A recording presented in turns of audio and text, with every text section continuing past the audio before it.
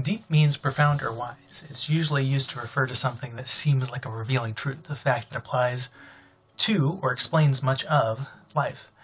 You honestly won't find much disagreement about the definition, but what things actually qualify as deep can be a matter of much contention. There's even a dedicated term for phrases mistaken for being deep, a deepity, which the Urban Dictionary helpfully defines as an utterance that is true but trivial, or the result of a logical fallacy. But how does one tell the difference? Here are some of the red flags you should be looking at to reveal something to be not actually that deep. First, be wary of repeating or aesthetically structured phrasing or imagery. A dream within a dream? A well-constructed form often subconsciously leads you to believe that the substance must be similarly well-constructed, but that's a non sequitur. This is part of what makes characters like the Sphinx from Mystery Men or Yoda from Star Wars seem really wise. The human mind has a tendency to think that the logic of the world should be structured with beautiful symmetry. So if we see things with symmetry, patterns, or rhyming, we see them as being more true. You said the rhyme, you did the crime. If the glove doesn't fit, you must acquit. The next thing to look out for is duality. Anytime opposites are being contrasted, you end up with something that tends to be trivially true and expansive because you've accounted for all possibilities. Everything that has a beginning has an end.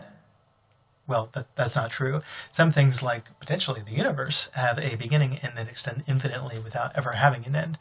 But it sounds true because the word end is the opposite of beginning, and so combining them seems to encompass all possibilities and thus all of life. But life just doesn't work out that conveniently in practice. Perhaps the most obvious red flag is circularity.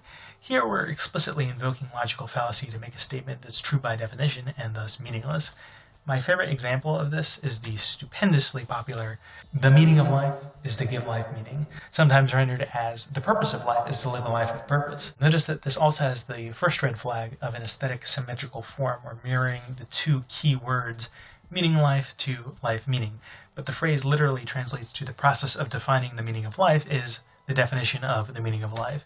The definition includes the very term being defined and thus isn't a valid definition at all. It's an infinite loop, a circular argument, it means nothing, it's a deepity. Now, a harder thing to spot is just general vagueness and ambiguity. In these cases, we're creating a metaphorical Rorschach test that lets the audience project their own sense of truth into the media to make it seem more true. Vagueness is easy to confuse with complexity, but complexity is its own red flag.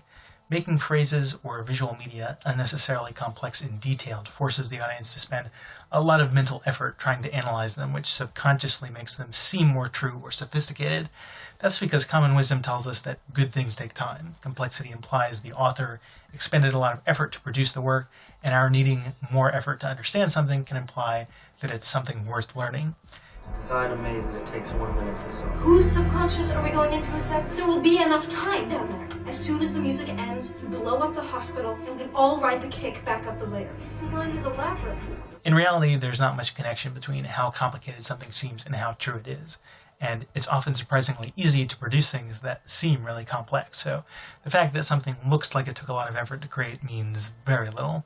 Vagueness and complexity are easily combined in the form of jargon. Business seminar speakers and cult leaders alike absolutely love to make up a bunch of words with extremely flexible definitions because it instantly provides an illusion of depth. The vagueness of the terms makes them seem to apply to many situations and help you find examples from your experience where they fit, but all the unfamiliar words make simple ideas suddenly seem impenetrable and worthy of many focused hours of study. This is also why jargon is so important to world building in fiction novels, by the way.